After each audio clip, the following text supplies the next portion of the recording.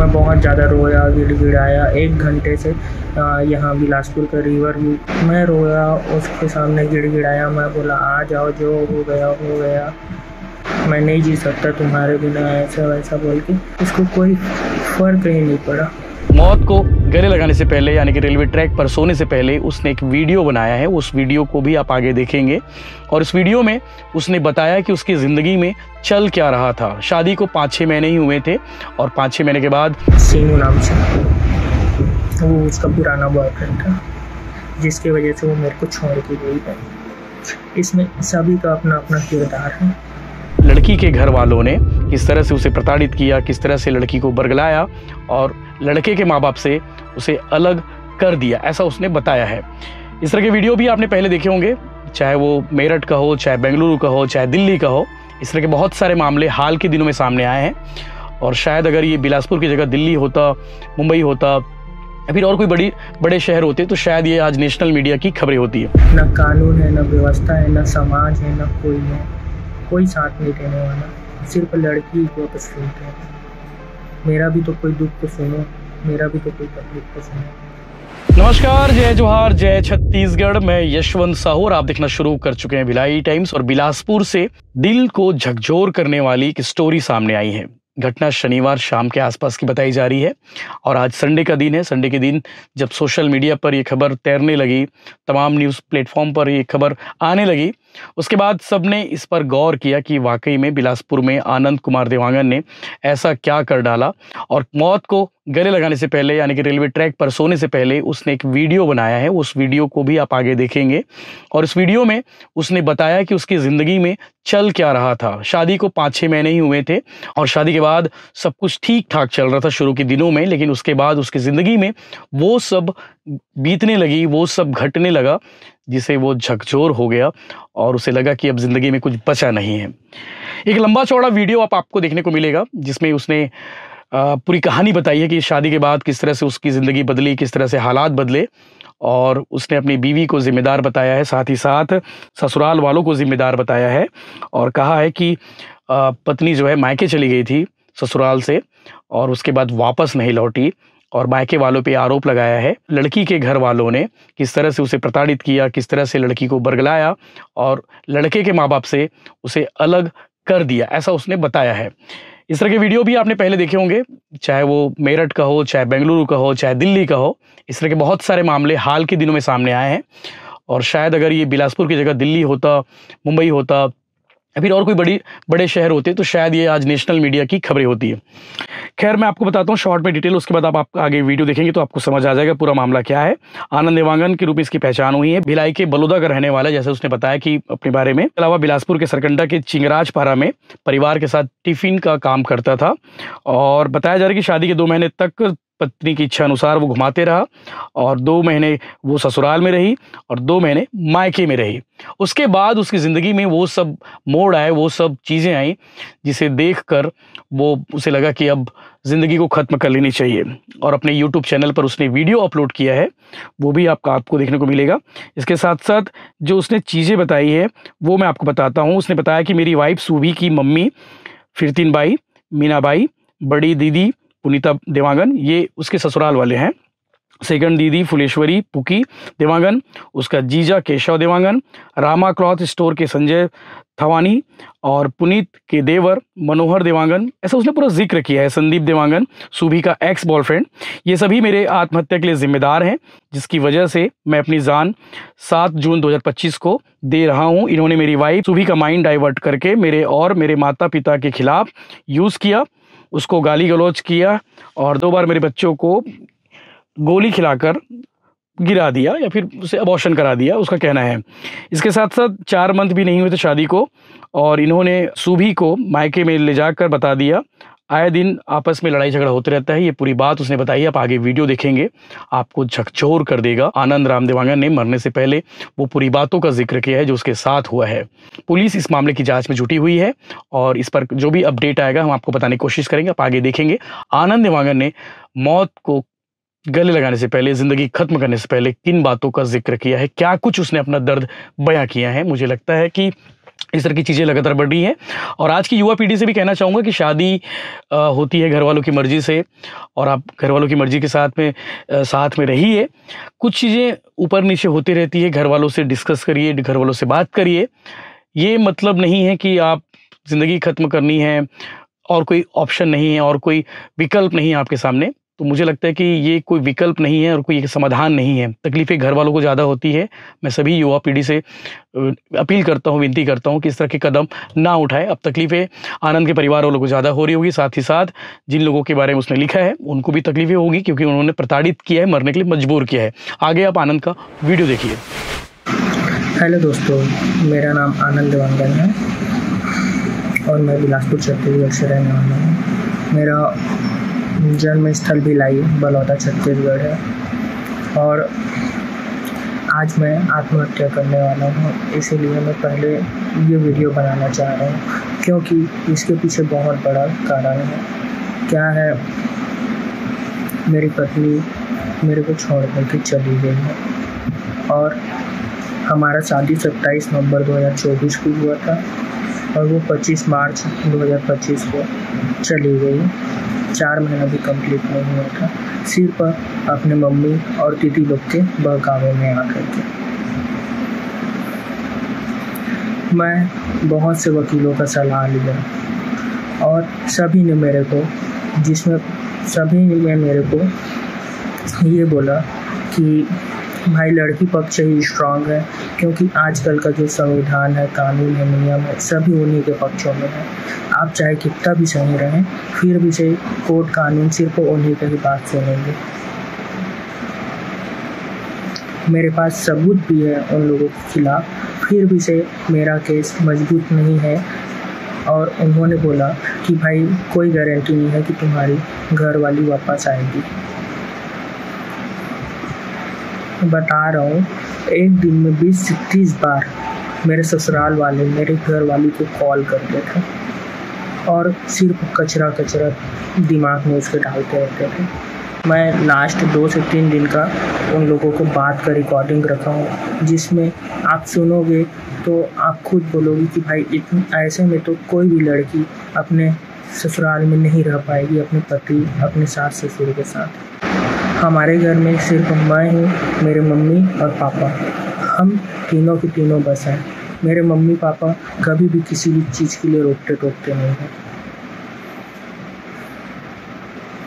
वो खुद एक कपल की तरह रहते हैं और उन्होंने ना मेरे को आज तक रोका है टोका है और ना ही उसको कभी भी रोका टोका है। 4 महीने में सिर्फ 2 ही महीना हुआ था कि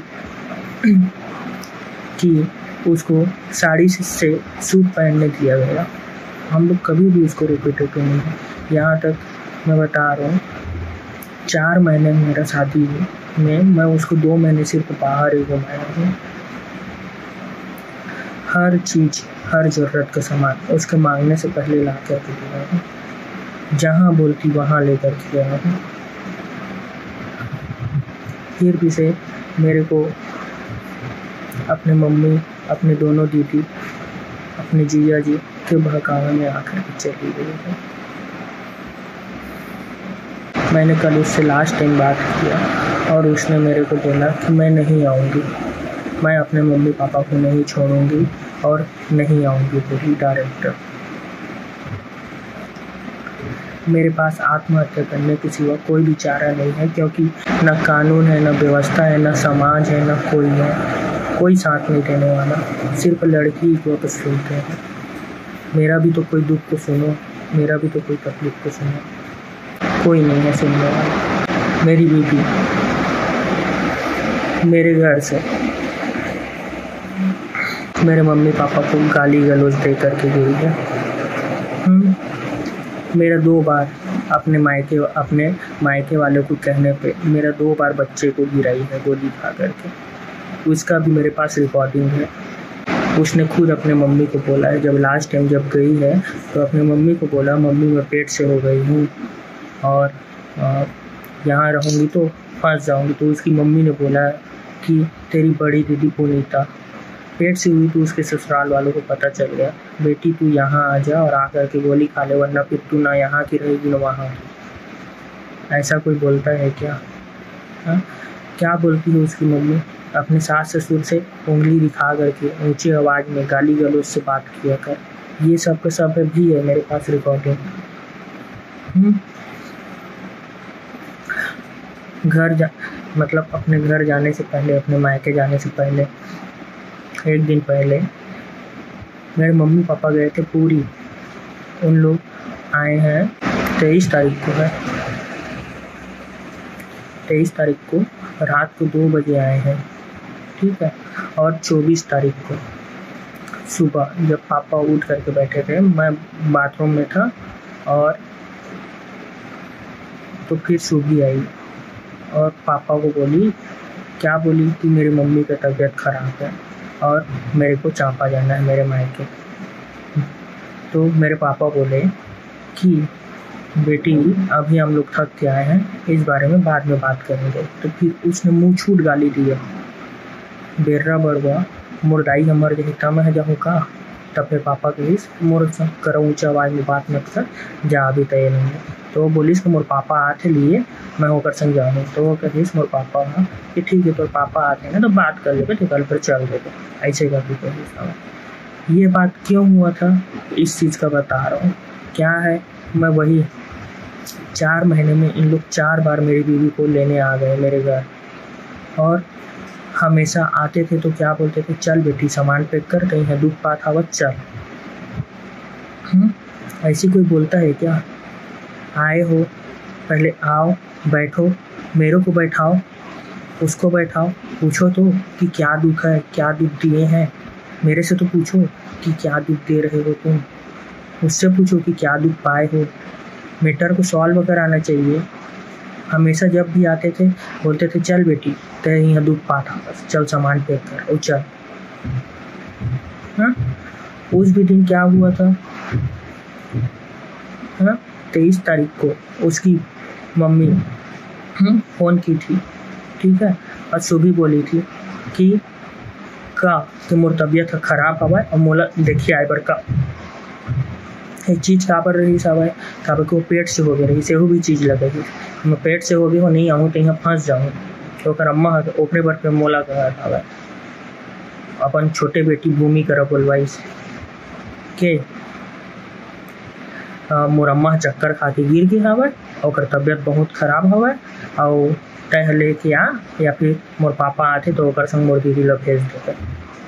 मैं जब बात ला बाद में सुने तो मोला पता चली कि मोर घर वाली पेट से हो गया हवा, और वैसे भी मोला पता रही था कि वो पेट से हो गया कि, तो मैं मोला बोले भी रही कि भाई एक बार डॉक्टर कर कंसल्ट कर लेतन, चेकअप वगैरह करा लेतन। तो मोला कहा कि नहीं मैं पेट से नहीं हुआ हाँ वो नहीं देख पाऊँ। तो मैं वो चीज़ लगी कहे कि हो गया बस तय कारण मोड़ कर झूठ बोला था बस। तो मोला कही कि मैं नहीं हुआ हाँ वो, मैं बोले चल ठीक है मैं अवस्था। और ओकर बाद फिर अपन वही अम्मा ला उसने कही कि भाई मैं पेट से हो गई हूँ और मेरे को आना ज़रूरी है और गोली खाऊंगी। तो उसकी मम्मी बोली कि हाँ आ जा, वरना फिर फंस जाते ना एती के रबे ना होती के। अगर भाई बच्चा नहीं लेना है तो मेरे को बोलो, हम दोनों का है, हम दोनों को कंसल्ट करना रहेगा डॉक्टर से। मेरे मम्मी पापा को इधर गाली गलौज की, मेरे बच्चे को भी लाई है, मेरे मम्मी पापा को कुत्ते की तरह खाना देती थी। मैं परेशान हो गया हूँ, मैं बता रहा हूँ 3 बार विथ फैमिली हम लोग गए हैं उसके घर में लेने के लिए, ठीक है। और जब चौथी बार जब गया तो उन लोग क्या बोले कि अकेले आ मेरे घर। तो मैं और समाज के लोगों के थ्रू बुलवाए थे, ठीक है। तो मैं बोला समाज के आदमी को कि भाई मैं उसके यहाँ अकेले नहीं जाने वाला, क्योंकि मैटर बहुत बिगड़ गया है। आप बोलोगे मैं आपके घर आ जाऊँगा, पर अकेले वहाँ नहीं जाऊँगा। तो जब गया मैं, ठीक है, समाज के घर के यहाँ, ठीक है, तो उन्होंने मेरे को बोला था कि हाँ ठीक है उसी के यहाँ से भेजेंगे बोल के। और जब मैं वहाँ गया लेने के लिए तो डायरेक्ट बोल दिए नहीं भेजेंगे बोल के। 3 बार ऑलरेडी जब हम लोग अपने पूरे फैमिली के साथ गए थे लेने के लिए तो भी वैसे ही बोले आओ जाएंगे बोल करके, और जाने पे वैसे ही बोलते थे, बस सुनाते थे और नहीं भेजते थे और नहीं जाऊँगी बोलते थे। जब चौथी बार मैं आया ठीक है। मेरे को खाली हाथ ही लौटना पड़ा। उस टाइम फिर मैं गुस्से में हो गया, तो मैं गुस्से में समाज के आदमी को बोला कि भाई मेरे को तलाक दे दो, मेरे को ऐसा बार बार घूमना पसंद नहीं है। उस भी दिन उन लोग राज़ी हो गए तलाक के लिए तुरंत, ठीक है। तहसील में जा कर के मैं बैठा था 1.5 घंटा से, उन लोग आ रहे हैं बोल के बस बेवकूफ़ बस बनाए, आए नहीं। और फिर मैं घर आ गया अपने। अब घर आया हूँ, फिर 2-3 दिन के बाद समाज के आदमी बोल रहे हैं मेरे को कॉल करके कि वो तलाक दी बड़ तैयार है, तय आके लेकर। मैं कहे मैं तो बाद में बताऊँ सोच के। उसके बाद फिर मैं सुबह से कांटेक्ट करता रहा फ़ोन में 2-3 दिन तक। मैं उसको बोला कि यार आ जाओ, क्यों ऐसा कर रही हो, जो हो गया वो हो गया। तो एक दिन तो नहीं पता, शायद उसका प्यार उमड़ा या फिर क्या हुआ, मेरे को खुद बोली सामने से कि मैं यहाँ नहीं रह सक रही हूँ, आप मेरे को आओ और यहाँ से लेके जाओ। तो मैं और आप मेरे को जैसा भी रखोगे मैं रहने के लिए तैयार हूँ, जो हो गया हो गया, आप मेरे को आके यहाँ से ले जाओ। मैं उस दिन बहुत खुश हुआ था, सुबह का बात है। फिर ना मैं बोला ठीक है मैं आता हूँ, मैं बोला आप एक बार पूछ लो, मैं बोला घर पे। फिर शाम को मेरे को कॉल की तो क्या बोलती है, आप आओगे ना तो पहले मेरे मम्मी पापा को फ़ोन करो, मेरी दीदी जीजा को फ़ोन करो, समाज के लोगों को फ़ोन करो, उन लोग से परमिशन लो। अगर उन लोग बोलेंगे कि हाँ ले जा कर के, तब फिर आबे और आबे तो सब कोई की गोल छू छू के माफ़ी मांगबे, ओकर बाद फिर लेके। तो फिर भाई मोरो भी दिमाग खराब हुई। मैं कहे भाई वैसा क्यों मैं करूँगा, आप बोल रहे हो तो आपके मम्मी पापा से एक बार मैं पूछ लूँगा, पर बाकी लोगों से मेरे को पूछने का क्या ज़रूरत है, ऐसा मैं बोला। मैं बोला वैसे में मैं नहीं आ पाऊँगा सुबह, और बस इतना हुआ था। उसके बाद फिर ना 2 दिन के बाद मैं फिर से कॉल किया, ये मैं बहुत ज़्यादा रोया, गिड़गिड़ाया 1 घंटे से। यहाँ बिलासपुर का रिवर व्यू का जो न्यू वाला रिवर व्यू है ना, वहाँ पे बैठ के 1 घंटे से रोया। शाम को 5-6 बजे जब ऑफिस से आया तो मैं रोया, उसके सामने गिड़गिड़ाया। मैं बोला आ जाओ, जो हो गया हो गया, मैं नहीं जी सकता तुम्हारे बिना, ऐसा वैसा बोल के बहुत सारा रोया। उसको कोई फ़र्क ही नहीं पड़ा। फिर जब मैं घर आया फिर मेरे को कॉल की, फिर उल्टा पुल्टा बोली, और फिर मैं भी गुस्से में फिर वो बोला कि भाई तुम्हारी मम्मी तुम्हारी दीदी के बहकावे में आकर के मेरे साथ ऐसा की हो और मेरे को छोड़ कर के चली गई हो, सब ऐसा बोल के मैं बहुत सारा बोला। फिर अपना मोबाइल को मैं तोड़ दिया गुस्से में। और उसके बाद फिर मैं कल फ़ोन लगाया, कल नहीं मैं परसों भी फ़ोन लगाया था। परसों 2 बार मैं फ़ोन लगाया, वही 11-12 बजे। फ़ोन को नहीं उठाई, ठीक है। क्यों नहीं उठाई इसका भी रीज़न है कि वो जब से गई है अपने घर, ठीक है। चांपा है उसका मायका, चांपा में भाई उसके आसपास के लोग वाले हमारे जान पहचान के ही हैं। उन लोग बताते हैं कि वो जब से आई है तब से न चूड़ी पहन रही है, न मंगलसूत्र, न बिंदी लगा रही है, न सिंदूर लगा रही है। तो का अधिकार से वो लानी पत्थर, वो तो कुंवारियों की तरह रखे, न वो तो समया करे, न कुछ न कहीं, बस तो लग घुमात बसावे। तो जब मैं कॉल उसको किया तो उसको बोला जो हो गया हो गया, सोफी तू जैसा चाहती है वैसी होगा। मैं बोला सब गलती मेरी है, तू आ जा, मैं आ जाता हूँ लेने के लिए। तू बोल रही थी ना माफ़ी मांगने के लिए, मैं सब के लिए तैयार हूँ, तू आ जा। और मैं नहीं आऊँगी, मैं अपने मायके को नहीं छोड़ूंगी, ना अपने मम्मी पापा को छोड़ूंगी। मैं बोला छोड़ने के लिए कौन बोल रहा है, आ जाओ। वो बोल रही मैं नहीं आऊँगी। सच बता रहा हूँ, मैं अपने ज़िंदगी से हार गया। मैं पूरा ज़िंदगी उसके नाम पे कर दिया था, मैं नहीं जी सकता उसके बिना। मैं बहुत सारे असफल प्रयास अपने तरफ से कर चुका हूँ उसके लिए, और वो नहीं आने वाली है। कल के बातों से मेरे को पूरा पता हो गया कि वो अब नहीं आएगी मेरी ज़िंदगी में, और मेरा ज़िंदा रहने का कोई मतलब भी नहीं है, क्योंकि मैं ऐसे में तो मर ही जाऊँगा। और मर रहा हूँ पल पल पल पल, क्योंकि पूरा मानसिक प्रताड़ना ही दी है मेरे को आज तक। मैं किसी चीज़ में फोकस ही नहीं कर पा रहा हूँ। मेरे घर वाले पल पल मर रहे हैं, मैं मर रहा हूँ। मेरा ना जिंदगी बेकार हो गई खुद।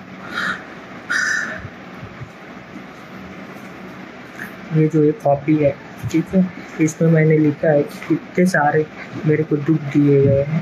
पूरा भी नहीं लिख पाया, आधा ही होगा कि उसकी मम्मी क्या बोलती है, उसकी मम्मी ने क्या बोला है, उसके जीजा ने क्या बोला है, उसकी दीदी ने क्या बोला है। इसमें मेरे मरने के पीछे उसकी मम्मी कीर्तिन बाई देवांगन, उसकी बड़ी दीदी पुनीता देवांगन, उसके जीजा जी केशव देवांगन, उसकी छोटी दीदी कुक्की भुवनेश्वरी देवांगन, उसका बॉयफ्रेंड शिवा देवांगन, उसकी बड़ी दीदी पुनीता का देवर दादू मनोहर देवांगन,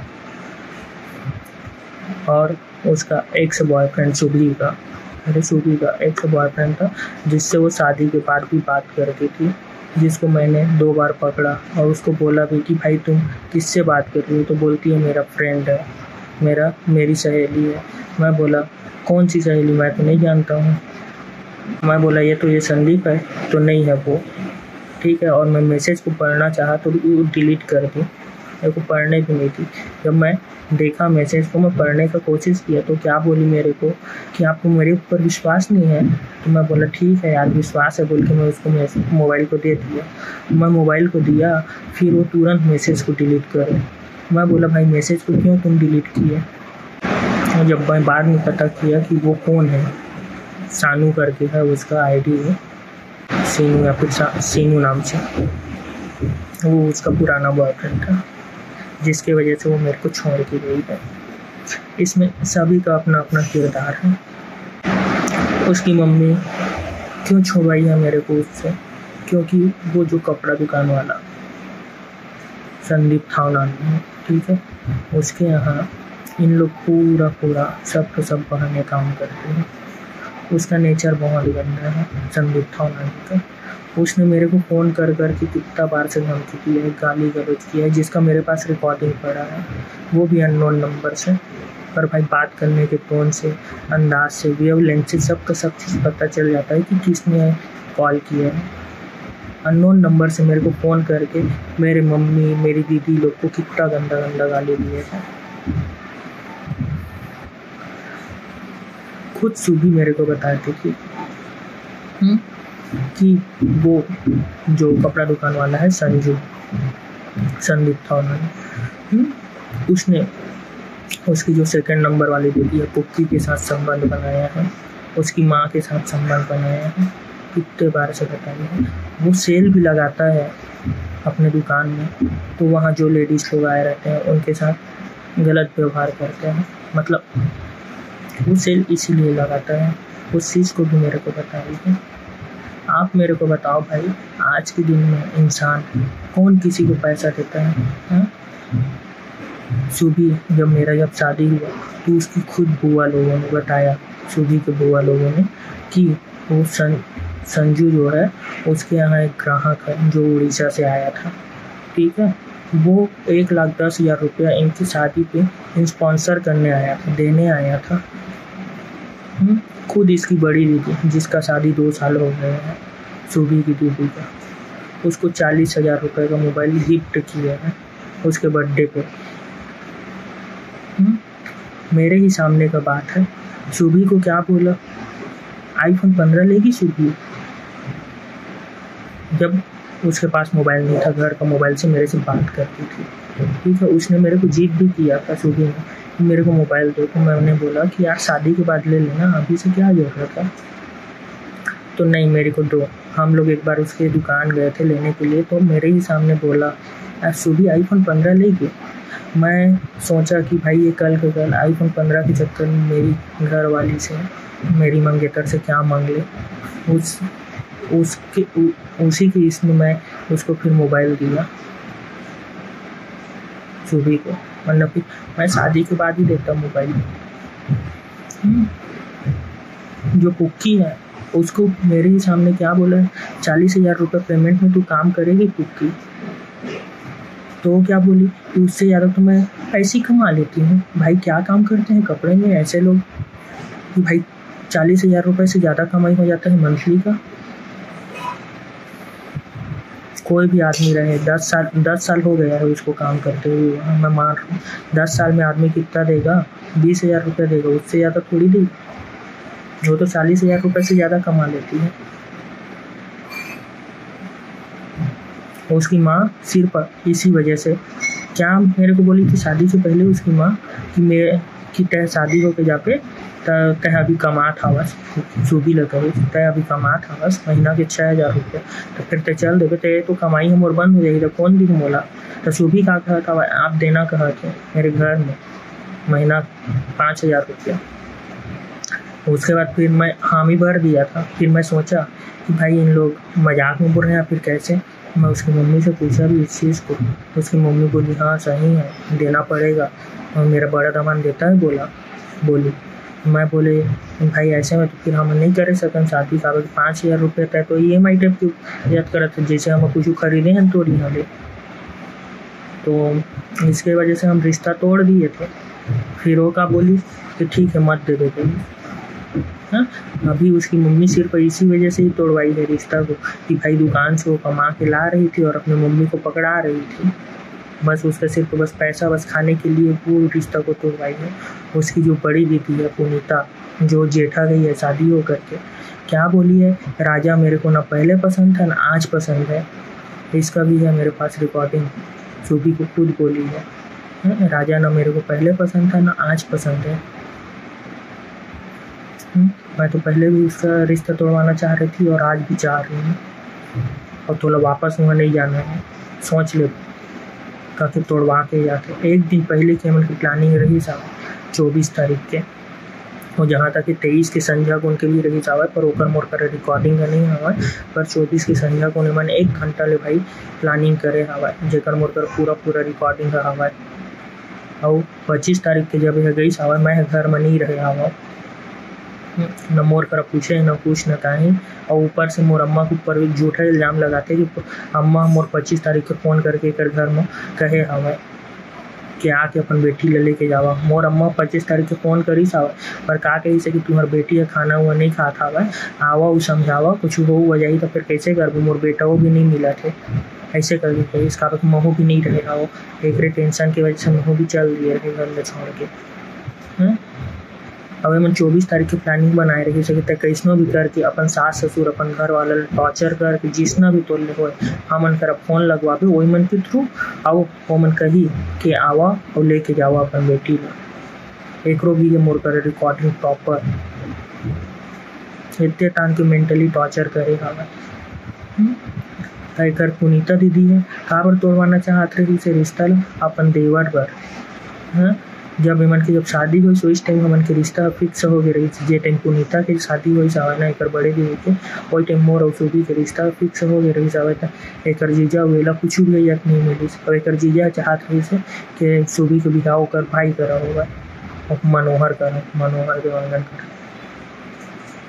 अब सूबी मोर का तेजत हो गई तो वो कुछ नहीं करत ओटे बारे मन मोर रिश्ता ला तोड़वाना चाहत रही से। तीसरा फुलेश्वरी पुक्की देवांगन। क्या हुआ पुक्की यही जो अपने सेठ के साथ है ठीक है, उसका बॉयफ्रेंड है शिवा ठीक। जब सूबी जब शादी हो करके मेरे यहाँ आई ठीक है, उसके बाद फिर जब फिरने में लिखते हैं ना 15 दिन के लिए तो हम लोग साफ बोले थे सूबी को कि सूबी आप ना अभी जा रहे हो तो आप दुकान मत जाना, उसके सेठ के नेचर की वजह से बोले थे दुकान मत जाना। दूसरा पुक्की का जो बॉयफ्रेंड है उसकी दीदी का बच्चा हुआ था कि छठी था उसके यहाँ उसके दीदी के यहाँ ठीक है, तो उसके यहाँ ये निमंत्रण दिया था तो हम लोग बोले थे कि भाई अभी नया शादी हुए हो वहाँ भी मत जाना। और तीसरा कि कहीं भी जा रहे हो तो एक बार पूछ के जाना। और अभी नया गए हो तो मेरी दादी जो उसकी बुआ है ठीक है उनके यहाँ खाना खाने चले जाना, अपने छोटे मामा के यहाँ चले जाना और मेरी दीदी यहाँ चले जाना। ज़्यादा लोगों के यहाँ जाने की ज़रूरत नहीं है और जहाँ भी जाओगे अपनी मम्मी के साथ ही जाना, इतना बस बोले थे उसको। पहली बात दुकान मत जाना, वो दुकान गई। दूसरी कि छठी में मत जाना, तो दुकान जो संजू है उसके साथ रात को बैठ के वहाँ छठी में गई थी। तीसरा कि बिना पूछे मत जाना, ठीक है। तो क्या हुआ था, एक दिन मेरी बड़ी दीदी उसको खाना खाने के लिए बोली थी, ठीक है। तो वो वहाँ गई थी खाना खाने के लिए। उसकी जो छोटी दीदी थी वो उसको कॉल की, ठीक है, और बोलती है कि मेरा बॉयफ्रेंड आ रहा है, तो उसके साथ बैठ के आ जाना होटल सुमित इन में, वहाँ हम लोग खाना खाएंगे। ये ना मेरे को पूछी ना मेरे घर वालों को, उसके साथ गाड़ी में बैठ कर ही चली गई, ठीक है। मैं बाद में फ़ोन किया, मैंने शायद मम्मी ने फ़ोन की दीदी को और पूछी कहाँ है बहुरिया, आए खाना हुआ खाए करके। तो कहीं से आए रही से पर वो संगे ही सवाए करके अपन दीदी के बॉयफ्रेंड के साथ। अब मैं उतना सुने तो भाई मोरो बीजी के दुख तो पापेच करिए कि भाई मोर घर वाली मोर कर एक भी बात नहीं पूछिस, ना ही तू मन करो पूछे और चल दिस कपड़ों भी सन। तो मैं फिर पापा ला कहे कि तय भेज दिए आवाज़ ऐसे ऐसे। तो पापा होकर अम्मा ला फ़ोन करके कही कि भाई अभी वो मन के बीच में कुछ भी नहीं हुआ, कही तुम्हार ओकी और शिवा के बीच में गर्लफ्रेंड बॉयफ्रेंड है, हाँ। वो मन दोनों को घूमा चाहे कुछ भी करे, हमार बहुरिया ला का मतलब ले जाए कि और हमन कर बिना पूछे कौन होते, का हक से ले गई ऐसा तोला नहीं जान देना रहीस ना, एक बार पूछना भी सही नहीं समझा, इतने बस कही हमें पापा आई चीज़ की गुस्सा ला फुटकी है घरे आवे के टाइम और अम्मा ला सुनाए हवा से मोर बॉयफ्रेंड करे जाए नहीं दिए वो लोग नहीं करके, और जब मैं गए हवा वो खाए पिए सब क्या है।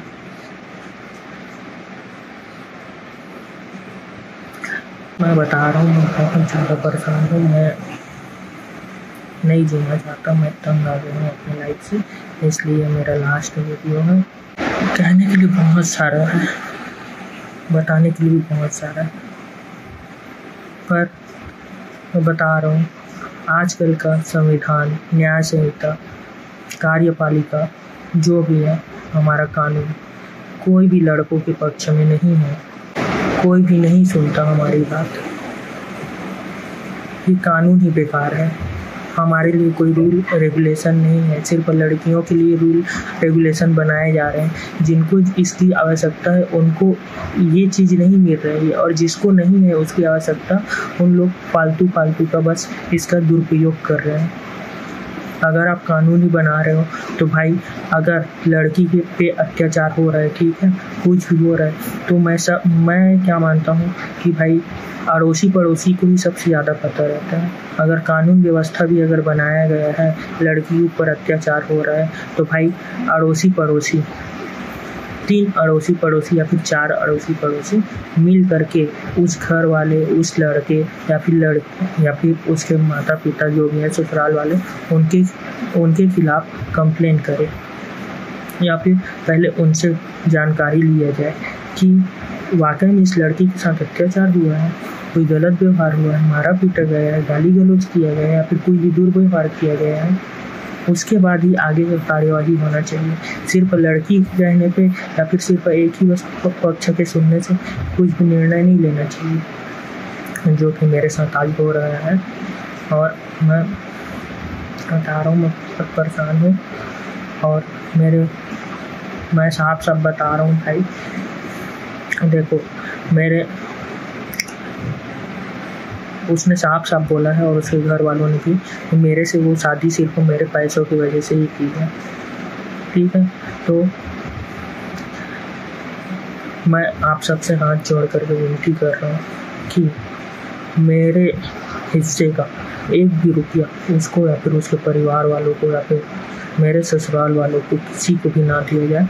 मेरे हिस्से का जो पैसा है वो मेरे चारों भांजा, मेरी दोनों दीदी आरती और अंजू के दोनों बेटों में बराबर बांट दिया जाए। मेरी पत्नी या फिर मेरे ससुराल वालों को किसी को भी एक पैसा देने की कोई ज़रूरत नहीं है। मैं आपसे विनती कर रहा हूँ कि इतना न्याय मेरे को दिलाइएगा, और मेरे मम्मी पापा को मत दीजिएगा।